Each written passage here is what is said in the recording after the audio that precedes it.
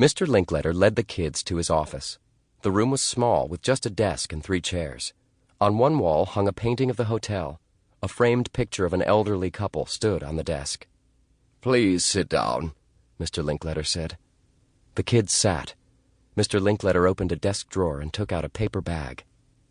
"Mint?" he asked. Each of the kids took a mint from the bag and popped it into their mouths. Mr. Linkletter looked inside the bag, then popped a mint into his mouth, too. He sank back into his chair. "This is terrible," he said. "Mine tastes okay," Josh said. "I think it's lemon." Ruth Rose nudged Josh. "I think he means the ghost," she said. Josh blushed. "Oh, sorry." "As I was saying," Mr. Linkletter went on, "it all started 2 days ago on Friday. It was almost midnight. I was closing my office when a guest ran into the lobby. She was yelling about a ghost on the 3rd floor. "Did she say what the ghost looked like?" Dink asked. Mr. Linkletter smoothed his hair.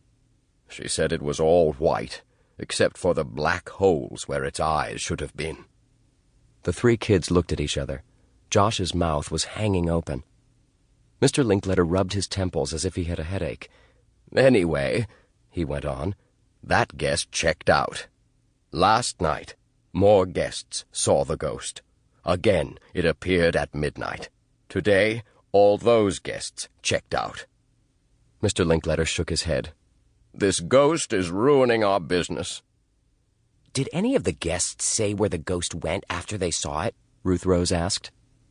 "Apparently it just floats away and disappears," he answered. "Did you see the ghost, too?" Dink asked. "No, I went upstairs, but all I saw was a dozen terrified guests." Mr. Linkletter picked up the picture of the elderly couple on his desk. "This is my aunt and uncle, Florence and Ebenezer Spivets. They've owned the Shangri-La ever since they were first married, 47 years ago." He looked at the kids. "They're very worried. I don't know what will happen to the hotel if this ghost business continues." For a minute, nobody said anything. Finally, Mr. Linkletter stood up.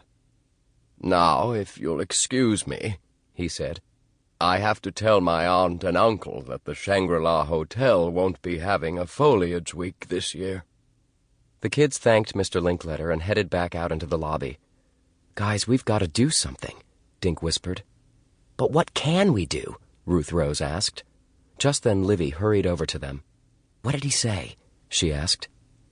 "He told us about the ghost," Ruth Rose said. She described it for Livy. "So there really is a ghost in the hotel," Livy said. She looked nervously over her shoulder. "What's Mr. Linkletter going to do?" "I don't know," Dink answered. He looked at Josh and Ruth Rose. "But we're going to try to help, right?" "Good luck," Livy said. "I'll be down in my cubbyhole eating lunch." She opened a small door next to the elevator and disappeared. "How are we supposed to help?" Josh asked Dink. "We don't know anything about ghosts." "Well, I know one thing," Dink said. "No ghost is shutting down the Shangri-La if I have anything to do with it." "Dink is right," Ruth Rose said. "Mr. Linkletter is our friend. We have to think of something." Suddenly the elevator door opened. A figure in white stood staring out at them. "It's the ghost!" Josh screamed.